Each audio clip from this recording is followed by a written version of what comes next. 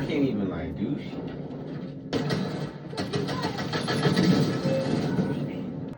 Bro, I'm tired of this fucking game, bro. Fuck this shit, bro. I can't play this stupid ass shit. How the fuck you keep popping up? How did you get there? Let's get into it.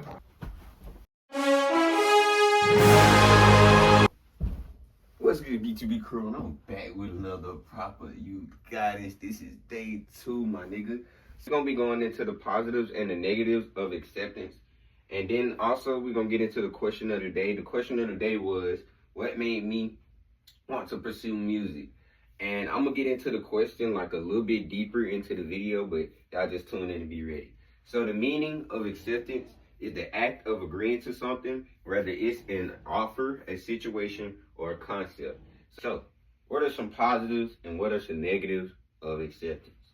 Now, I'm gonna start negative and then go positive because I don't like to start with the good and then go to the bad.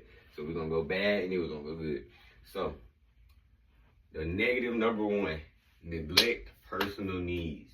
When you too accepting, you neglect what you need on the inside. You're accepting what somebody else is throwing at you rather than accepting what's good for you. So I can give you a prime example. Let's just say you're a clingy person in a relationship, but this person doesn't like have that clingy feeling that you have. You see what I'm saying? You're neglecting your personal needs to put this person first. You just being accepting. You see what I'm saying? All right. Then we go to positive. That basically mean like when you're in a difficult situation or a situation that has a lot of stress or intensity to it, you're able to cope with that situation. Like when you have a lot of acceptance in that situation, you're able to just go with the flow of the situation instead of worrying about what you got to do or worrying about this or worrying about that. You can just cope with the situation and accept it for what it is, which is a both-sided thing. It can be positive, but it can be negative too. It can affect you in a negative way. Okay, loss of identity. You probably like, what? How can accept the loss of what? Okay, loss of identity basically means you'll end up losing yourself because you're so accepting of everything. Like, you say okay to everything. Like, you just yes. Like, you basically a yes man, and you're not understanding or feeling what this is doing to you. You see what I'm saying? Because you're not sitting back and looking like, damn, I'm just saying yes to everything. Like, I ain't said no not once to these niggas, but these my bros, or this my hoe, or this my whatever. You see what I'm saying? Like, I ain't even told this person no.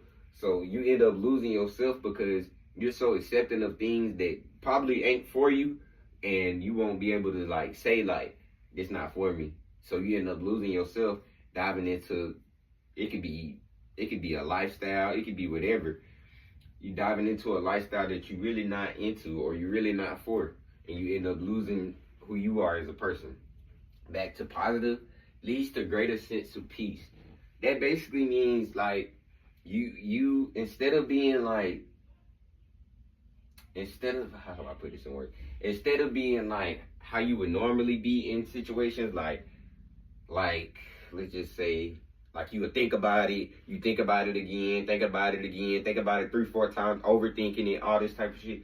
It leads to you just being okay with whatever goes down. Like, it could be, I'm gonna use relationship. You can be about to go on a date. She say, I want to go to the movies. Okay, smooth. Like, you just with it. You see what I'm saying? Like, it leads to a greater sense of peace. Like, you just don't have that in you to just sit up and overthink about this or think about that situation. So, you feel me? Now, back to negatives, enabling negative behavior. I need to put a star right here for this because a lot of people don't understand that this is a major. Enabling negative behavior can cause so much negative shit, man.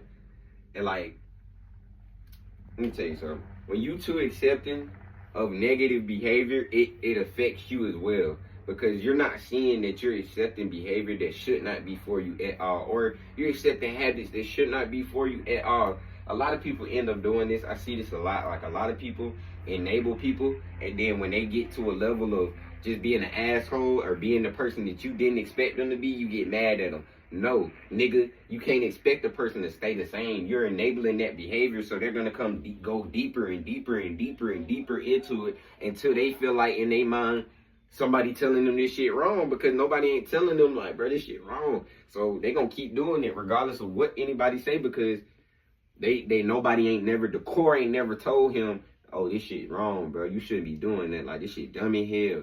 But yeah, this could hold on now. I gotta add this in. This could be with friends, parents, even in relationships. Stop enabling negative behavior. If you see somebody doing some stupid shit or some dumbass shit or some crash out shit, tell them right then and there. Don't let them keep doing the dumbass shit and then they get into a situation and you tell them like, bro, you shouldn't have been doing that shit. They be like, bro, why you tell me this from the jump? Like, back to positive.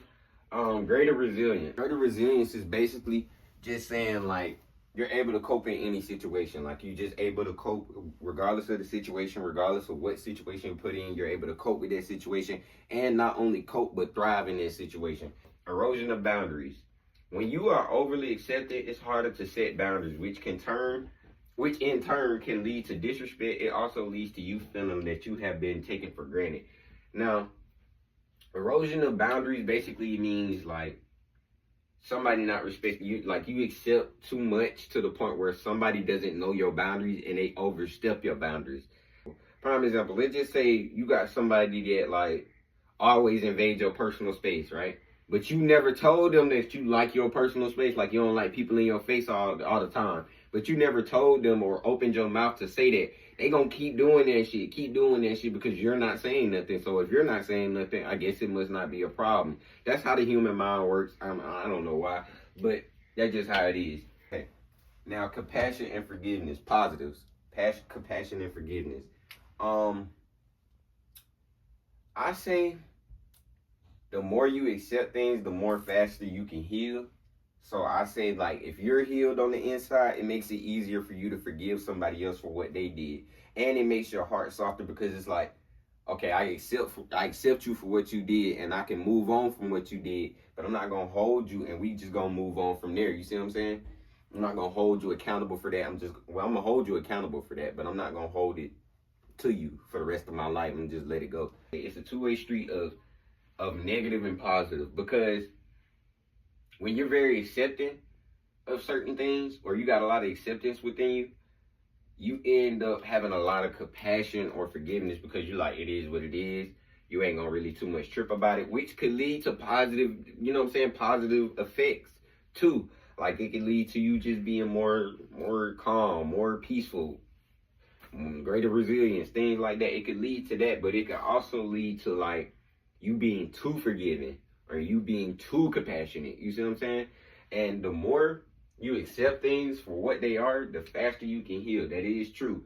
But the more you accept things that are negative, the more it can affect you later on. So I'm not going to just give you the positive on that one. That's a two-way street. And the question of the day, what made me want to pursue music?